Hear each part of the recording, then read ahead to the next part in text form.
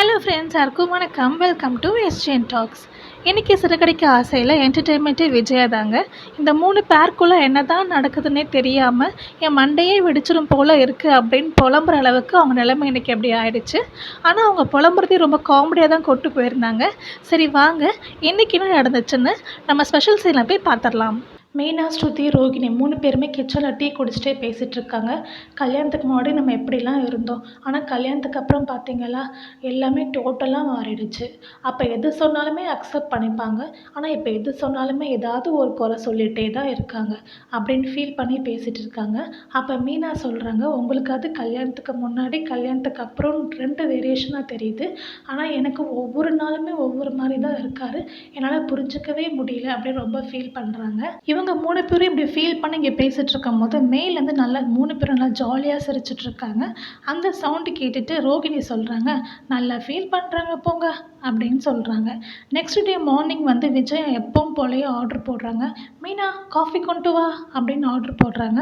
அண்ணாமலை உடனே மீனா கடைக்கு யாரோ வந்திருக்காங்க சொல்லிட்டு பார்க்க போகிறேன்னு சொல்லிட்டு கடைக்கு போயிருக்கா, அங்கே காஃபி போட்டு தான் வச்சுருக்கா, நீ போய் எடுத்து குடிச்சிக்கோ அப்படின்னு சொன்னார்.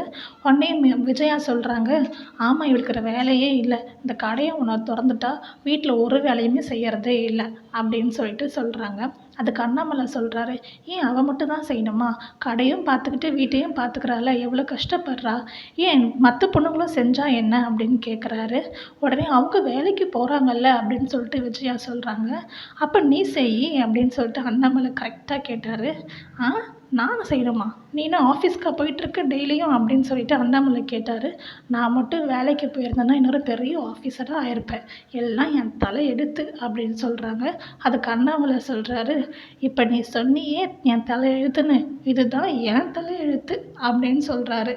அண்ணாமலை ஏன் தலையெழுத்துன்னு சொல்லும் போது பேக்ரவுண்ட் மியூசிக் ஒன்று போட்டாங்க. கண்டிப்பாக எல்லாருக்குமே சிரிப்பு வந்துடும் அந்த சீனில். நம்ம 3 பாய்ஸும் மாடியில் தூங்கிட்டு இருந்தாங்க இல்லையா, அப்போ ஒவ்வொரு ஆளாக வந்து கீழே வர ஸ்டார்ட் பண்ணுறாங்க. இப்படி ஒவ்வொரு ஆளாக வரும்போது தான் விஜயா பண்ணுறதா ரொம்ப என்டர்டெயின்மெண்ட்டாக இருக்குங்க. ஃபஸ்ட்டு மனோஜ் தான் கீழே வராரு. அவர் வரும்போதே விஜயா ஃபேஸ் வந்து மாறிடுது.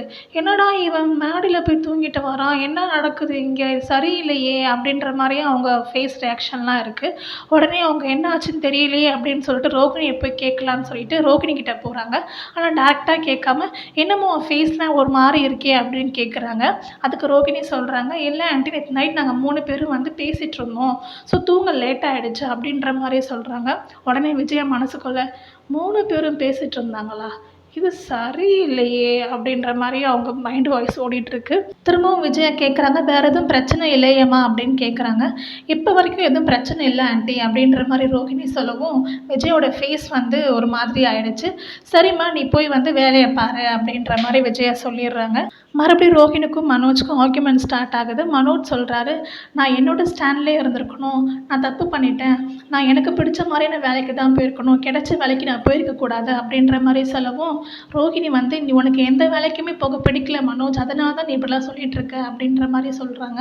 உடனே மனோஜ் சொல்கிறாங்க, யார் எனக்கு பிடிக்கலையா, நீ தான் வந்து ஒரே நாளே வேலையோட வா அப்படின்னு சொல்லவும் கிடைச்ச வேலைக்கு நான் போயிட்டேன், அதனால தான் இப்போ எனக்கு இவ்வளோ பெரிய பிரச்சனை அப்படின்னு சொல்லவும் ரோஹிணி வந்து டக்குன்னு சொல்லிட்டாங்க, நீ ரொம்ப லேசி மனோஜ் அப்படின்னு சொல்லவும் மனோஜ்க்கு ரொம்ப கோவம் வந்துருச்சு. லேசின்னு சொல்லவும் மனோஜ் வந்து, யார் நான் லேசியா, நான் என்ன வேலைக்கு போனேன் உனக்கு தெரியுமா, என் தகுதியில் நான் விட்டுட்டு நான் ஹோட்டலில் வெயிட்டராக நான் வேலைக்கு போனேன் அப்படின்ற மாதிரி மனோஜ் சொல்கிறாரு.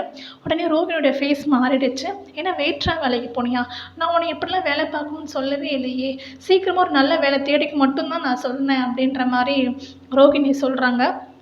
உடனே மனோஜ் வந்து, நீ தான் ஒரே நாளே வேலையோட வான்னு சொன்னேன், அப்போ ஒரு நாளில் இந்த வேலை தான் கிடைக்கும் அப்படின்ற மாதிரி மனோஜ் சொல்கிறாரு.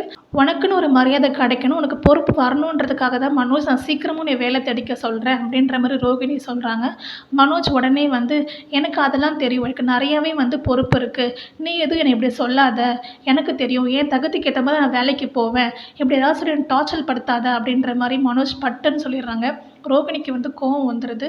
இதுக்கப்புறமேட்டு உனக்கு எதுவுமே சொல்ல மாட்டேன் மனோஜ் அப்படின்னு சொல்லிட்டு போயிடுறாங்க. அடுத்த என்ட்ரி நம்ம ஹீரோ முத்து தாங்க.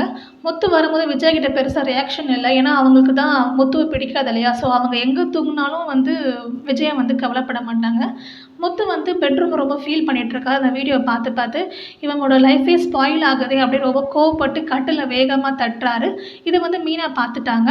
மீனா வந்து பார்த்தத முத்துவை பார்த்துட்டு பாத்ரூமில் கோவமாக போயிட்டாரு. அப்போ மீனா வந்து யோசிக்கிறாங்க, இவர் ஏன் காலம்பறை இவ்வளோ டென்ஷன் ஆகுறாரு, இவ்வளோ ஏன் கோவப்படுறாரு, ஃபோனில் ஏதோ பார்த்துட்டு இருந்தார் இப்படி இருந்து ஃபோனில் என்ன தான் இருக்குது அப்படின்னு சொல்லிட்டு ஃபோனை எடுத்து அவங்க பார்க்க போகும்போது முத்து திரும்பி வந்து வேகமாக ஃபோனை வந்து பிடிங்கிட்டாங்க. அப்போ வந்து முத்துக்கும் மீனாக்கும் வந்து சில வாக்குவாதம் நடக்குது.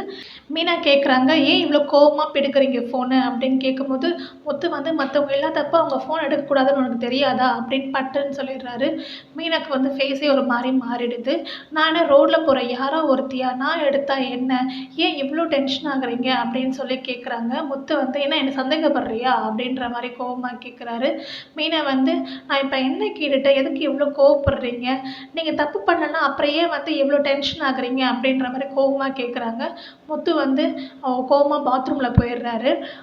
மீனா வந்து கோவமாக வந்து வெளியில் போகிறாங்க. அப்போ டக்குன்னு திரும்பி முத்து வந்து ஃபோனை பெட்லேருந்து எடுத்துகிட்டு பாத்ரூம்குள்ளே போயிடுறாரு. மீனா வந்து கடைசியாக கோவமாக வெளில வரும்போது விஜயா வந்து நோட் பண்ணிட்டாங்க. அதுக்கப்புறம் விஜயாவோட மைண்ட் வாய்ஸ் தாங்க, என்ன தான் நடக்குது, எங்கே ஆளுக்கு முறுக்கிட்டு திரியிறாளுங்க அப்படின்ற மாதிரியே விஜயாவோட மைண்ட் வாய்ஸ் இருக்குது. அடுத்த என்ட்ரி வந்து நம்மளோட ரவி தாங்க. ரவி மாடிலேருந்து வரதை பார்த்துட்டு விஜயா வந்து, டேய் என்னடா நீயும் மாடியில் போய் தூங்குனியா, என்னடா அப்படின்னு கேட்க வரும்போதே ரவி வந்து இருமா அப்படின்னு சொல்லிட்டு மீனா கிட்டே போயிடுறாரு. மீனா கிட்டே போயிட்டு, அண்ணி ஸ்ருதி ரொம்ப ஃபீல் பண்ணலாம், நைட்லாம் தூங்கியிருக்கவே மாட்டான், நான் அதை ரொம்ப தப்பு பண்ணிட்டேன், நான் தேவையில்லாமல் அவட்ட ஆர்கியூமெண்ட் பண்ணிட்டேன், அவன் நைட்லாம் சாப்பிட்டாலா கூட தெரியல, நைட்டு ஃபுல்லாக வந்து அழுதுகிட்டே இருந்திருப்பா, சரியாக தூங்கியிருக்க மாட்டா, அதனால தான் இப்போ ரொம்ப டயர்டாக தூங்குறா போல் அப்படின்ற மாதிரி ரவி ரொம்ப ஃபீல் பண்ணி சொல்லிகிட்டு இருக்காரு. அதுக்கு மீனா வந்து சொல்கிறாங்க, யார் ஸ்ருதி டயர்டாக தூங்குறாங்களா, போய் பாருங்க அப்படின்னு மீனா சொல்கிறாங்க. மீனா அந்த பக்கம் போனதும் விஜயா வந்து, டே என்னடா நான் ஒருத்தங்க நின்று கேட்டுட்ருக்கேன், நீ பாட்டு அவட்ட போய் பேசிகிட்டு இருக்க அப்படின்னு சொல்லவும் ரவி வந்து இருமா வரேன் அப்படின்னு சொல்லிட்டு திரும்பி பல்பு கொடுத்துட்டு ரூம்குள்ளே என்ட்ரி ஆகிறாரு. விஜயோட ஃபேஸே வந்து மாறிடுது. ரூம்குள்ளே என்ட்ரி ஆகும்போது பார்த்தா ஸ்ருதி நல்லா ஹாப்பியாக ஜாலியாக டான்ஸ் ஆடிட்டுருக்காங்க. ரவி பார்த்து ரொம்ப டென்ஷன் ஆகிறாரு. என்ன பண்ணிகிட்ருக்க ஸ்ருதி, நீ கொஞ்சம் கூட உனக்கு ஃபீலே இல்லையா, நேற்று நைட் நான் ரொம்ப ஹாப்பியாக தூங்கினேன், நீயே எப்போ பார்த்தாலும் முக்கால்வாசி பெட்டை எடுத்துப்ப, எனக்கு கொஞ்சம் இடம் தான் கிடைக்கும், ஆனால் நேற்று நைட் நான் நல்லா கை கால் விரித்து நல்லா ஹாப்பியாக தூங்கினேன், இப்போ இதில் என்ன இருக்குது, ஏதோ சின்ன ஆர்கியூமெண்ட் தானே அப்படின்னு சொல்லிட்டு அவங்க ரொம்ப கேஷுவலாக பேசுனாங்க. ஸ்ருதியோட அம்மா வந்து அலப்பி போகிறதுக்காக டிக்கெட் கொடுத்துருந்தாங்கல்ல, ஸோ அதனால தான் வந்து பிரச்சனையே ஸ்டார்ட் ஆச்சு அப்படின்ற மாதிரி ஸ்ருதியோட அம்மாவை வந்து அவர் இழுக்கிறாரு. ஸ்ருதியோட அம்மாவை பற்றி பேசவும் ஸ்ருதிக்கு வந்து கோவம் வந்துடுது. திரும்பி கோவப்பட்டு 2 பேரும் மாறி மாறி பேசிக்கிறாங்க. ஸோ 2 பேரோட சண்டையும் கொஞ்சம் பெருசாகுது. அப்போ ஸ்ருதி வந்து சொல்கிறாங்க, உன்னால் திருத்தவே முடியாது ரவி அப்படின்னு சொல்லிட்டு அவங்க போயிடுறாங்க. ஆனால் இன்றைக்கி மீனா வந்து அந்த வீடியோ பார்த்துருந்தாங்கன்னா கண்டிப்பாக நல்லா இருந்திருக்கும். வெயிட் பண்ணி பார்ப்போம். கண்டிப்பாக வந்து மீனாக்கு வந்து உண்மை தெரிய வரும். ஸோ வெயிட் பண்ணி என்ன நடக்குதுன்னு பார்ப்போம். உங்களுக்கு இந்த வீடியோ பிடிச்சிருந்துச்சுன்னா வீடியோக்கு லைக் பண்ணுங்கள். இதே மாதிரி வீடியோஸ் நீங்கள் பார்க்கணுன்னு ஆசைப்பட்டீங்கன்னா நம்ம சேனல் சப்ஸ்கிரைப் பண்ணிக்கோங்க, சப்போர்ட் பண்ணுங்கள். அடுத்த ஸ்பெஷல் சீன்ஸ் வீடியோவில் உங்களை மீட் பண்ணுறேன். தேங்க்யூ அண்ட் தேங்க்ஸ் ஃபார் வாட்சிங்.